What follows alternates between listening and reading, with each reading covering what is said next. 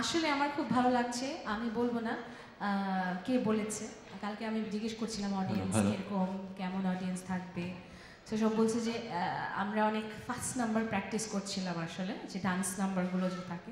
তো বলছে আমি জানি না আপু ডান্স নাম্বারে কি হবে, কারণ সবাই পায়ের উপর পা তুলে শুধু বসে থাকবে, খুব নাচবে টাচবে না। বাট আজকে আমার কারো কারো চেহারা দেখে মনে হচ্ছে খুব নাচ হবে, হবে রাইট? সো আমি তাদেরকে রং প্রমাণিত করতে পারবো। আচ্ছা আর দুইটা স্টেপ বাকি আছে আমাদের ডান্স করার জন্য, ঠিক আছে? ওকে, আচ্ছা একটা এখন যে গানটা গাইবো, আমি আসলে সব স্পেশাল গানই গাচ্ছি। এটা আমরা ঢাকায় অনেক অডিয়েন্স যখন থাকে, দেখা যায় খুব ফর্মাল প্রোগ্রাম যেখানে কেউ নড়াচড়া করছে না, এই গানটা গেলে মানে দেখা যায় কোনো বাচ্চা নাই, কিন্তু ওই গানটার পরে এই গানটার পরে সব বাচ্চারা চলে আসে সামনে।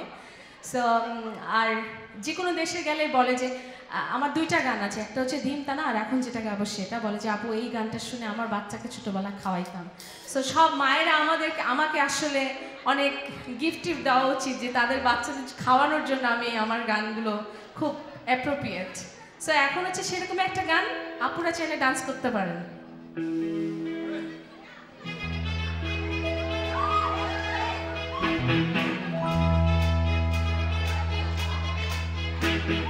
কি